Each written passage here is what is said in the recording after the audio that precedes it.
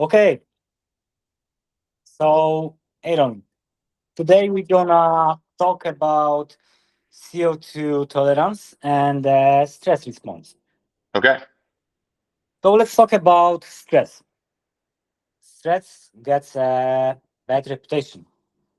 We are constantly bombarded with messages and advertisements telling us that we should adopt X, Y, and Z. Practice or products to reduce stress because it is a killer. It is the truth about the stress. Stress is what makes get up to get a drink of water when we are thirsty. It's also the force that has us screaming, panicked help at the top of the lungs if we are in an emergency. Mhm. Stress is neither good nor bad, as it's very force that ensure our survival. That we must consider is how much of it we face, how consistently, and how little is required to trigger disproportionate stress response. So, like chronic stress at elevated levels is associated with health issues, Okay.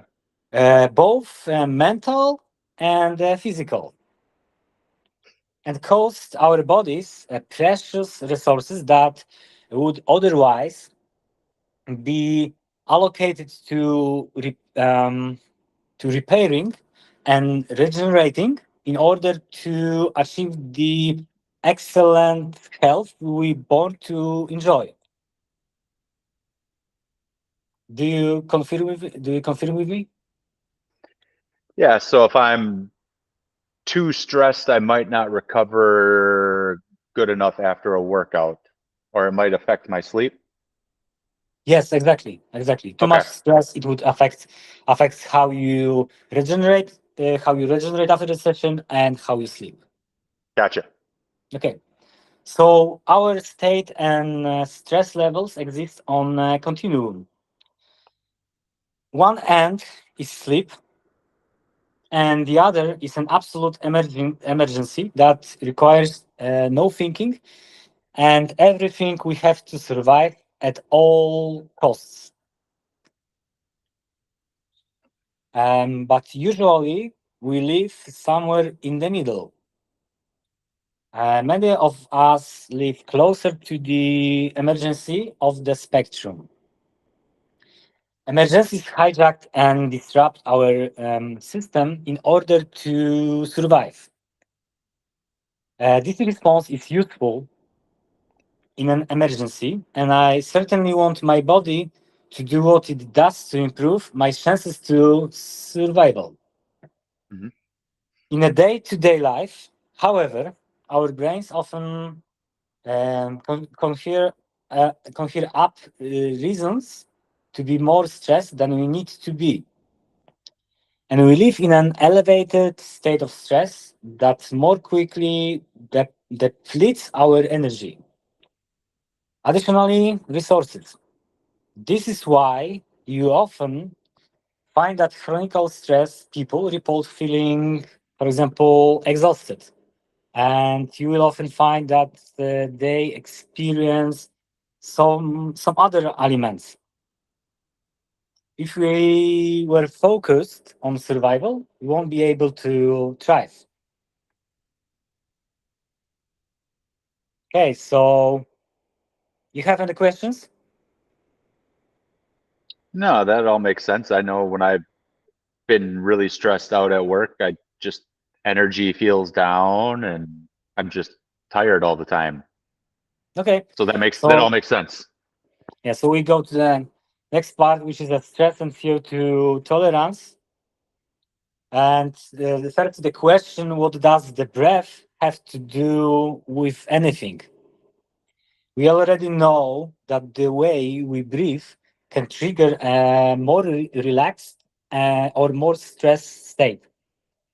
In emergencies, our bodies breathe fast and hard through our mouth. Our bodies associate this breathing pattern with stress, so it is even subconscious. Okay. We can flip the switch on our stress response by taking back our breathing pattern and breathing low, wide, slowly, and through our nose. This will tell our bodies it's okay to relax.